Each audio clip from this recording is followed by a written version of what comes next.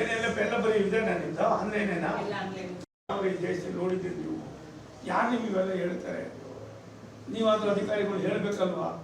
ಎಷ್ಟು ಜನಕ್ಕೆ ನಾವು ಎಜುಕೇಟ್ ಮಾಡಿದ್ದೀವಿ, ಇನ್ನು ಎಷ್ಟು ಪರ್ಸೆಂಟ್ ಇದೆ, ಹೆಂಗೆ ತಗೋತೀರ ಅವ್ರ ಹತ್ರ?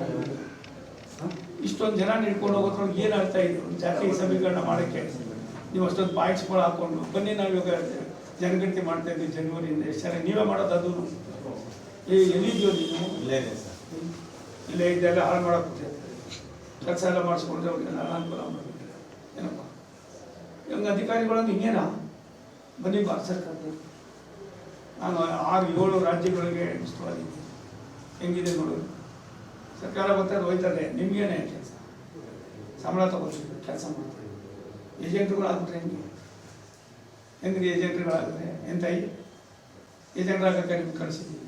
ನಿಮ್ಮ ಜೊತೆಲಿರೋದು ಕಾನ್ಸ್ಟೇಬಲ್ ಆಗೋದು. ಕೆಲವು ಹೊಲ ಹೊತ್ಕೊಂಡಿದ್ದಾರೆ, 2 ಕೂಲಿ ಮಾಡ್ತಾರೆ. ಪಾಪ ಪ್ರೈಮರಿ ಸ್ಕೂಲ್ ಬೇಸ್ಟ್ ಆಗಿರ್ತಾರೆ. ಇನ್ನು ಏನಿಲ್ಲ ಅಂತಂದರೆ ಎಲ್ಲ ಒಂದು ಕಡೆ ಪಾಪ ಸೆಕ್ಯೂರಿಟಿ ಗಾರ್ಡ್ ಆಗಿದ್ದಾರೆ. ಅವ್ರು ಕಂಪೇರ್ ಮಾಡ್ಕೊಂಡು ಜೀವನ ಮಾಡಿ ಇಷ್ಟು ದಿನ ಆಯ್ತಲ್ಲ ಮೇಂಟೈನ್ ಮಾಡಿದ್ದಾರಮ್ಮ. ಇವ್ರು ಯಾರಾದರೂ ಏನಪ್ಪ? ಯಾವ ಪೋಲಿ ನನ್ನ ಮಕ್ಕಳು ಬಂದು ಇದು 12 ವರ್ಷ ನಾನು ಹೈಕೋರ್ಟ್ನಲ್ಲಿ ಕೇಸ್ ಆಗಿದ್ದ. ಆ ಆಟದ ಮೇಲೆ ಅದಕ್ಕೆ ಕೊನೆಗೆ ನಾನೇ ಮಂತ್ರಿಯಾಗಿ ವಿತ್ಡ್ರಾ ಮಾಡಿಬಿಟ್ಟೆ. ಸಾಗಾಣ ಅಂತ ಅಂದ್ಬಿಟ್ಟು ಸ್ವಲ್ಪ ಹೈಕೋರ್ಟ್ ಜಡ್ಜ್ ಇದ್ದು ಅವ್ರು ಕೋರ್ಟ್ಗೆ ಬಂತು. ನಾನು ಹೋಗಿ 2 ಸಾರಿ ಕೂತಿದ್ದೆ. ಸ್ಟ್ಯಾಂಡಪ್ ಅಂತಂದು ಇವ್ರು ಸೋಮಣ್ಣ ಎಸ್ ಸೋಮಣ್ಣ, ಇವ್ರು ಫಾರ್ಮರ್ ಮಿನಿಸ್ಟರ್ ಎಸ್ ಸರ್ ಹಂಗಂದ್ಬಿಟ್ಟು ಅರ್ಜೆಂಟ್ ಮಾಡ್ಬಿಟ್ಟು ಕಂಫರ್ಟಬಲ್ ಚೇಂಬರ್ ಏನು ಅಂತ ಎಲ್ಲ ಕೇಳಿದ್ರು. ಕೇಳ್ಬಿಟ್ಟು ಮತ್ತೆ ಮಾಡೇಗೂ ಆಚೆ ಮಾಡೇಗೂ ಹಾಕಿ 3 ದಿವಸ ಕಳೆದು ಇಲ್ಲ ನಿನ್ನ ಮೇಲೆ ಎಲ್ಲ ಪೂರ್ತಿ ವಿತ್ಡ್ರಾ ಮಾಡಲ್ಲ ನಾನು.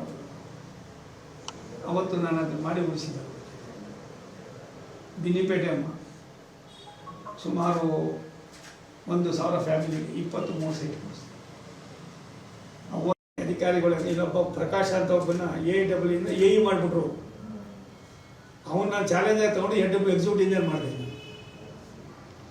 ಅವನ ಮಗ ಇಲ್ಲಿ ಕೂತ್ಕೊಂಡು ಯಾವ ಮನೆಗೆ ಅಪ್ಪ ಅಂತ ಅಪ್ಪ ಅಮ್ಮನೂ ಇಲ್ಲ, ಅಮ್ಮನೂ ಇಲ್ಲ. ಇನ್ನೊಬ್ಬ ಬಂದ ತಕ್ಷಣ ಅವನ ಅಪ್ಪ ಆಗೋಯ್ತಾನೆ. ಇದು ನಮ್ಮ ಅಧಿಕಾರಿಗಳ ಕೆಲವರ 2% ಅಧಿಕಾರಿಗಳ ಕಾರ್ಯವೈಖರಿ ಇದೆ.